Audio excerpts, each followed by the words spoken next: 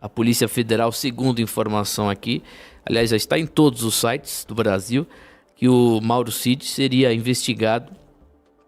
sendo investigado nessa inserção de falsos dados de vacinação contra a Covid nos sistemas do Ministério da Saúde. Bom dia, Timóteo. Bom dia, Vanessa. Bom dia para a Rebeca, enfim, bom dia para a nossa audiência. Eu já voltei ontem, só que o voo atrasou um pouquinho, não consegui chegar, também está muita chuva para sair daqui e chegar em Salvador. Dá para ouvir a chuva, inclusive. Então, assim, o que eu estou vendo? Vamos falar aqui do Bolsonaro, que é o que está aqui na legenda. É lógico que o Bolsonaro ia sofrer uma represália. Você acha que o Lula achou bonita a recepção que ele teve na AgriShow? Cada vez que o Bolsonaro sai na rua, é aquela comoção. E é evidente que isso incomoda demais, né? Então, assim, é o Bolsonaro aparecer e joga uma bomba para cima dele. Aí ele aparece e joga outra bomba, que é para ele ficar em casa, quieto, não sair de dentro de casa, porque cada vez que ele sai na rua, ele ameaça esse desgoverno com a sua popularidade. E isso é um fato. Então, quer dizer, para mim, a coisa que está mais ligada a esse mandato de busca e apreensão na casa do Bolsonaro é a quantidade de gente e a quantidade de apoio que ele recebeu na AgriShow. Porque isso deve deixar ainda mais uma pessoa invejosa e vingativa extremamente incomodada com essa situação. Então, assim, é cortina de fumaça, mais que cortina de fumaça, é assim, ameaça mesmo, fica quieto, porque essa tua popularidade incomoda esse governo, você não pode nem sair na rua, vamos pegar aqui celular e tudo, e eles estão querendo criar qualquer tipo de prova. Dizem que o Anderson Torres está lá praticamente sob tortura para tentar confessar alguma coisa que não existe, e agora vão pegar o Mauro Cid, o celular de um, o celular de outro, para criar mais e mais narrativas a respeito disso, porque eles já sabem que quando a opinião pública vem, e a gente viu isso no caso da PL da censura, o que demonstrou é que quando a opinião pública pressiona, o parlamento acaba se mexendo.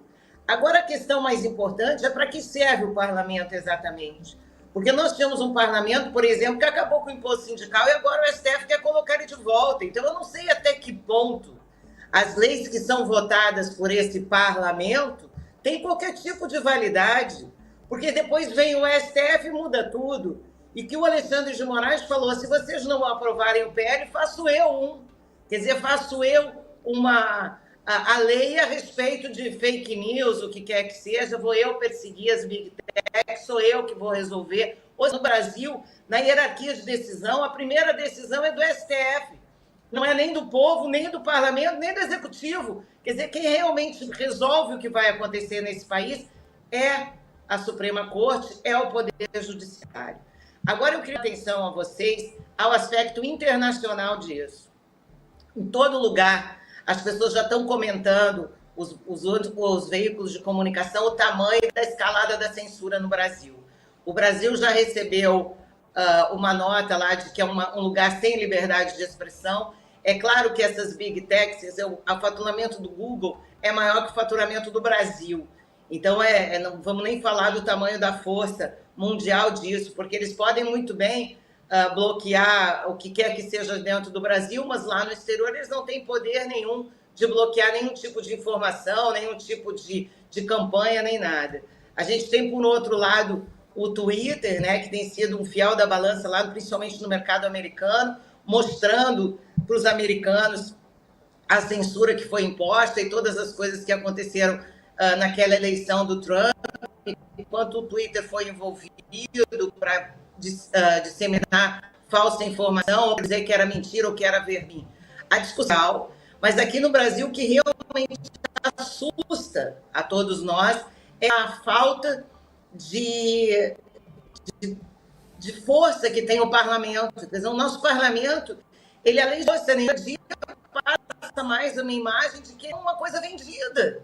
Né? Quer dizer, assim, não, agora todo mundo botou pressão, eu botei pressão em vários deputados que a gente nunca viu se manifestarem aqui da Bahia, que foram para as redes dizendo, eu vou votar contra, não, eu vou votar contra. Fizemos uma pressão danada. Dentro do Republicanos, então, a pressão foi imensa. Conseguimos, então, virar os votos, e aí quando que a gente consegue virar os votos, o governo diz, não vou votar porque eu vou perder. Então, não vou votar, quero umas 2 semanas, vou comprar aí um monte de gente para poder talvez passar isso, ou até mudar isso, ou até o Alexandre de Moraes tomar outra decisão. E aí, nesse meio tempo, o que acontece? Eu não voto na terça-feira, e na quarta-feira eu mando busca e apreensão na casa do Bolsonaro. É lógico que é cortina de fumaça, é lógico que esse governo ele passa o tempo todo tentando trazer um crime para o governo anterior, porque ele mesmo comete tantos crimes, fica difícil. Então, para não aparecer, ele chama lá a família Bolsonaro e faz tudo isso. Então, assim, eu acho que o que demonstrou a direita esse final de semana, primeiro, foi uma grande força de mobilização. Eu sei que a gente pode achar até que não serve para nada, mas serve sim. Foram ações nos aeroportos, nas redes sociais, foram manifestações em São Paulo, em Porto Alegre, no Rio de Janeiro. Não foram imensas, não, mas voltaram para as ruas. Começamos a reocupar o espaço, e principalmente o espaço de fala. Então, vão querendo censurar? Lógico, né? Porque olha o tamanho dessa força. O Bolsonaro vai lá na AgriShow e é recebido no aeroporto com aqueles milhares de pessoas.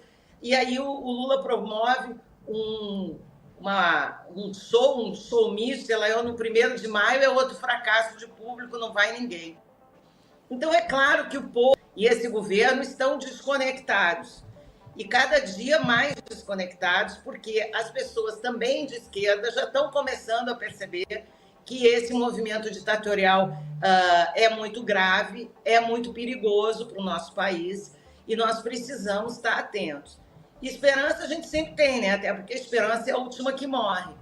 Mas é muito importante a gente entender que, nesse momento, no jogo de forças brasileiros, o STF está assumindo para si um papel que não é dele, não é constitucional, não é legal, mas, ao mesmo tempo, está sendo feito. Enfim, não temos o que dizer. Eu tenho medo de embargos ao Brasil nesse momento. Acho que o que vai ter no futuro, se essa escalada da censura aumentar muito, é um embargo, né? E eu acho que nós temos uma coisa para fazer, porque se eles querem tirar da força das redes sociais as propagandas, né? Quer dizer, não dá para as pessoas serem obrigadas de novo a anunciar na Globo.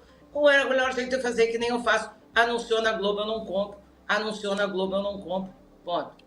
Então, eu acho que a gente vai ter que ser isso, é desligar a televisão, é fazer. A única força que nós vamos ter é a força como consumidores, né? Digamos assim, como pessoas que fazem parte desse universo aí dos globalistas, para tentar mostrar um pouco de força. Mas eu realmente acho que o que aconteceu ontem de mais grave, né? Tentar comprar parlamentar, isso é todo dia, né? Libera emenda, faz isso. Esse papo de que ele está querendo comprar parlamentar é desde a CPMI o inteiro.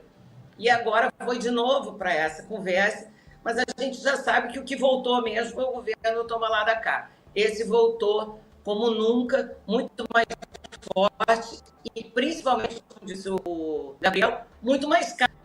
Porque agora custa muito mais caro comprar esse apoio parlamentar do que custa em 2005. 9h16, muito obrigado. Vamos lá tocar o barco. Fugiram.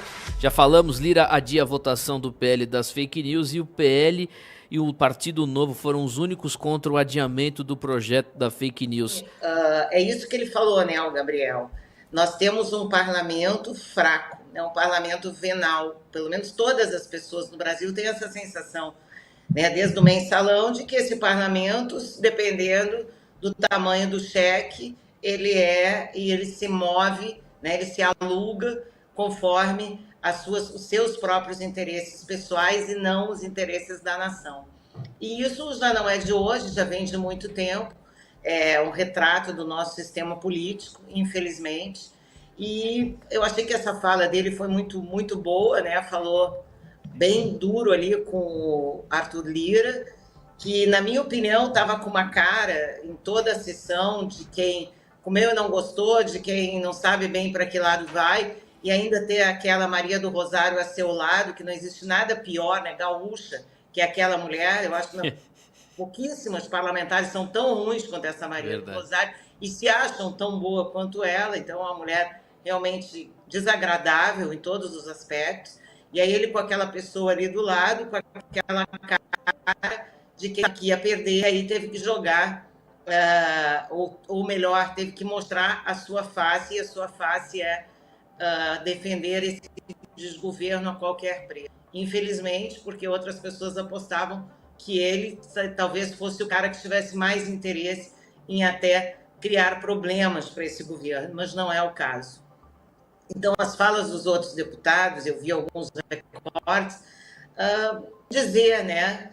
A gente não precisa falar muito, né, das falas dos deputados, a gente tem as falas dos ministros atuais, que também é um horror, quer dizer, as pessoas não currículo, as pessoas não têm informação, as pessoas que estão na política não têm menor condição de estar no lugar que estão, mas também é um reflexo do nosso povo brasileiro, que cada dia está mais sem educação, sem prosperidade, sem várias coisas que poderiam estar elevando o nosso povo. Então, o parlamento acaba sendo, né, um espelho disso. O grande problema é que hoje é um espelho não respeitado dentro da política brasileira. Tem muitas pessoas para atacar o parlamento e poucas pessoas para atacarem os outros poderes. Então, assim, o que nós vendo hoje é isso. O parlamento vai sendo desmoralizado. Em cada ato que eles aprovam, o STF muda. Aprovam e o STF muda. Quem não viu lá o Alexandre de Moraes levar apostas para o PL 2630, quer dizer, uma coisa que foi discutida na outra legislatura, muitos deputados nem mais estão lá, então não querem discutir o assunto, querem impor. O Brasil, infelizmente, está indo nessa escalada autoritária, é uma pena que isso esteja acontecendo. Eu queria ainda pontuar uma outra coisa da economia que me deixou chocada. Eu estava lá, eu ouvi o discurso do nosso Dilma lá no dia 1º de maio, falando mentiras absolutas sobre a economia brasileira, que a economia estava muito mal, que veio quebrar. A economia vinha muito mal depois da Dilma, quase quebrada, e veio o Temer, deu uma melhorada, o Bolsonaro melhorou ainda mais, e ele vem dizer que nós estamos em crise, e o número esse mês é surpreendentemente, para nós que esperávamos um número negativo, e para eles do governo, que andam dizendo que o governo estava quebrado, e receberam o Brasil quebrado, é que o PIB se manteve estável na faixa dos 3%. Então, assim, nós temos hoje uma realidade que o presidente da República usa um espaço livre na televisão, né, e fala mentiras escancaradas para o povo, vende uma ideia equivocada, que não tem nenhum compromisso com a realidade. Então, vê como é que nós estamos. Nós temos cursos que não tem nada a ver com a realidade, coisas que estão acontecendo que não tem a menor fundamento.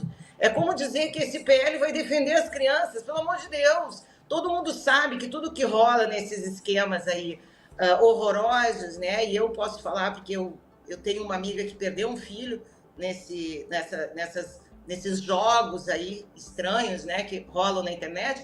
Isso rola na Deep Web, isso rola em grupo de jogo, isso rola em um monte de outros lugares, e não é necessariamente essa PL que vai ter isso. E aí vem toda a narrativa, quer dizer, mentem, é uma mentira sem fim, que acaba começando lá com um exemplo. A pessoa maior da nação vai ali no dia do trabalho, dá R$18 já no salário mínimo, R$18, e ainda fala que o país está quebrado, que o país veio de uma crise, que não sei o quê, quando o número do PIB diz que nós chegamos a crescer mais que a China. Então, pelo amor de Deus, aonde nós vamos parar, né? E aí é muito importante que as pessoas comecem a se dar conta de que estamos vivendo, para os políticos, no mundo da fantasia, né? O mundo que eles dizem que está acontecendo, as verdades que eles dizem estar defendendo, não são sequer coisas que estão acontecendo. Então, é muito difícil a gente ver um país desse, vai acabar... É como eu falei, quanto mais a gente escalonar a questão da liberdade, menos prosperidade vamos ter. Não tem como um país atrair investimentos dentro de um ambiente ditatorial. Veja Cuba, veja Venezuela, veja Argentina, pode ver qualquer exemplo que vocês queiram, não tem investimento chegando nesses lugares, porque não tem liberdade. Então, é muito importante a gente entender que o final dessa história, quando acabarem com a nossa liberdade, também vão acabar com a nossa prosperidade. E aí, a pobreza no Brasil vai escalonar. Lula libera quase 10 bilhões de reais para tentar aprovar o projeto da censura. E olha que mesmo assim não deu certo, porque tiveram que adiar 10 bilhões de reais em emendas de relator para conseguir aprovar o PL da censura. São 6,5 bilhões para a Câmara e 3,5 bilhões para o Senado. A informação foi divulgada pelo G1 ontem. Mais cedo, o petista se encontrou com o presidente Lira para conversar sobre as possibilidades de aprovação da proposta. Eu acho assim, pensa aqui comigo. Se eles dão 10 bi para acabar, para instaurar a censura, no ano que vem eles não vão precisar dar nada, porque a direita não vai ter força nenhuma, eles vão aprovar o que quiserem e não vão gastar. Acho que ele está fazendo assim um investimento. Porque aí ele compra agora e depois não precisa comprar mais. Porque depois não vai ter voz mesmo, então não vai precisar comprar. Então, assim, ele está jogando no tudo ou nada. E, além do que, não prometeu o que cumpriu, não entregou o que prometeu, é uma coisa normal, né? Afinal de contas, a gente viu aí o Lula prometer picanha e entregar abóbora. Então, não foi diferente com os parlamentares, que provavelmente também até agora não receberam o que lhes foi prometido. Isso Lira mesmo disse. Então, assim, na verdade, quando eu compro agora por uma coisa tão grave, que é cercear a liberdade do outro, o que esses parlamentares vão ter depois de poder de barganha? Nada. Não vão ter nada. Então, assim, do ponto de vista da liberação, faz sentido. Libera tudo e aí depois não vou precisar mais liberar nada, porque eles também não vão ter mais voz. Eu queria chamar a atenção da Vanessa e mostrar para ela uma coisa. O cartão de vacinação americano é assim, tá? Ele não é digital. Então, a Michelle se vacinou em Nova York, ela tem um cartãozinho assim igual ao meu. Tá. Inclusive, só foi pedido, eu acabei de voltar da União Europeia, só foi pedido quando eu voltei para o Brasil, porque nos outros países não pedem mais esse negócio. Só pediram aqui. Quando a gente estava para chegar no Brasil, pediram o comprovante de vacinação, e a gente que se vacinou nos Estados Unidos só tem esse papelzinho. Eu tentei transformar esse papelzinho naquele do SUS, e me disseram que não dava. Então, se não deu para mim, provavelmente também não tenha dado para a Michelle. E aí, no SUS, ela considera que ela não tomou a vacina, como eu.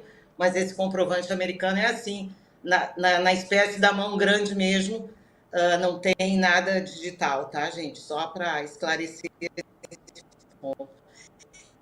A vacina, né? Tati, sua internet tá muito ruim, sua internet. Veja se você bota no 5G...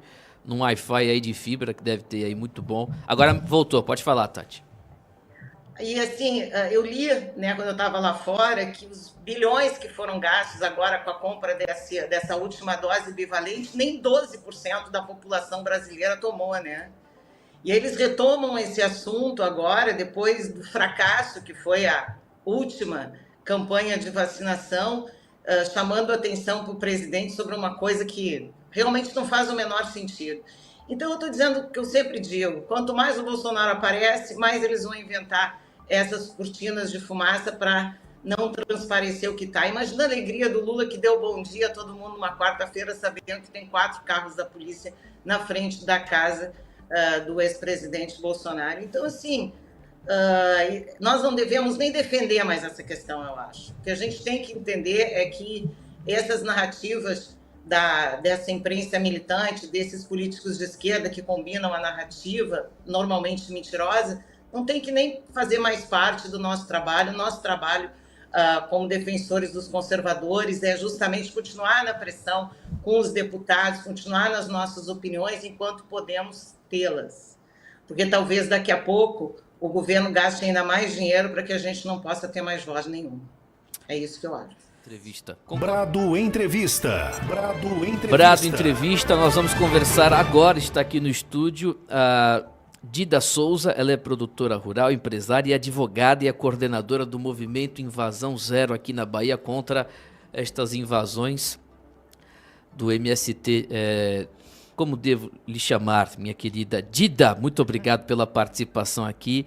Quero que me chama a atenção, Dida. Primeiro, parabéns pelo movimento. Acho que o movimento é maravilhoso. Acho que se todos nós, produtores ou empresários, nos unirmos contra essas coisas de esquerda, vai ser muito bom para o país.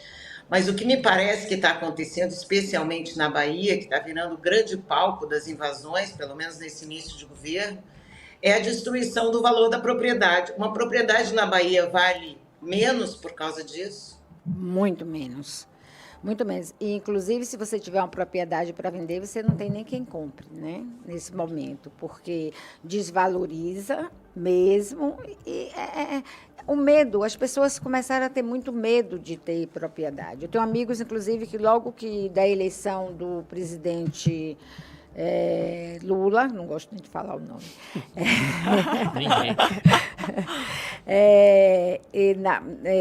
venderam as propriedades. E depois tem outra coisa que vocês precisam saber. A invasão de terra, a invasão de apartamentos vazios, de sítios, que eles começaram a invadir casas de praia, naquela área de Barra Grande. Deu uma parada aí, mas eles estavam realmente invadindo lá.